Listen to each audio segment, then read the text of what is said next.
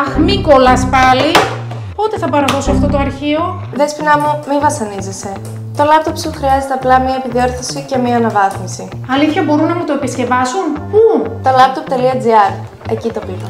Είμαι ευχαριστημένη.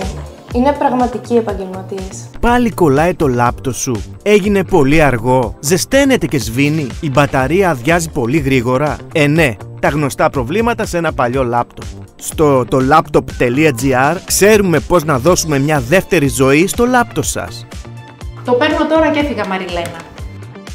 Γρήγορο διαγνωστικό, επισκευές κάθε πολυπλοκότητας, αντικατάσταση οθόνης, αλλαγή πληκτρολογίου, επισκευή μητρικής πλακέτας, αναβάθμιση, καθαρισμός από σκόνη και ιούς, ανάκτηση δεδομένων. Χρησιμοποιούμε μόνο αποδεδειγμένα εξαρτήματα και παρέχουμε εγγύηση.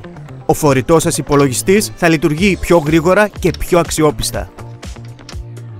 Καλέστε στο laptop.gr αμέσως 2310 544 781. Μάθετε περισσότερα στο www.tolaptop.gr ή ελάτε σε εμάς.